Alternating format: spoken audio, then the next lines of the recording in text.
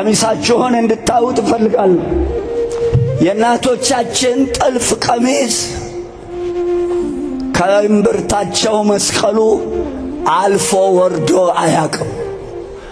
ተዘቅዝቆ እግር ላይ ዛታች ይብላኝላቸው ለጠላፊዎቹ መስቀል እየተረገጠ ምንጣፋችሁን አይታችሁ ግዙ። ብርጭቆ ቂጥ ላይ ሁሉ ስለውታል። ጫማችሁ ሶል ላይ ስለውታል።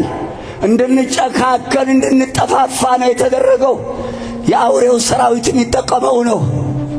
አክብሩ መስቀላችሁን። ከአንገት ወርዶ ጆሮ አጊጠውበት አያውቁም።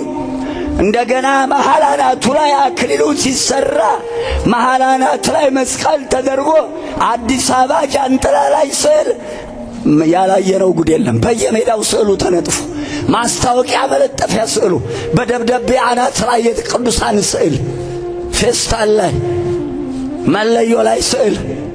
ወዴት እየሄድ እንደሆነ አላውቅም። ራሳችሁን ጠብቁ። ላልሰማ አትሰሙ። እግዚአብሔር ይማረው ይህን ትውልድ።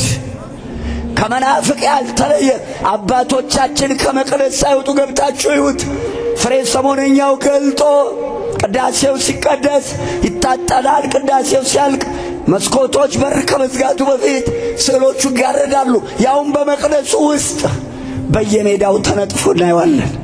አልፎ ተርፎ ሰማዕተ ልዳ ቅዱስ ጊዮርጊስ በጠርሙስ ተስሎ በቆርኬ ተስሎ ምንጠጣኛ ሲረገጥ ይውላል።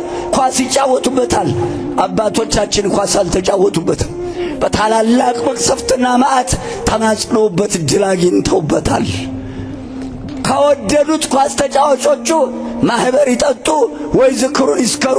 የቅዱስ ጊዮርጊስ ልደት ጥር 2 ነው። ማንም ሰው ስሙን ሲጠራ ሲዘከር ሰምቼ አላቅም። ጥር 2ን ከፈለጉ ቋሚ ዝክር አድርገው ይማጸኑት፣ ኳሳቸውን በሌላ ይሰይሙ።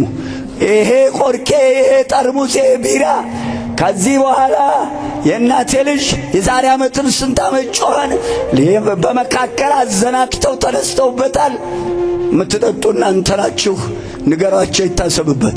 ይሄን ያደረጉ ሰውዬ መታሰቢያቸው ሁሉ ከምድረ ገጽ ጠፍቷል። አብረን እንዳንጠፋ። ሰማይቱ መነገጃ አይደለም። መጠጥ ወይስ ሙጠጥ? ተመስገን ሸክሜን አብርጃለሁ።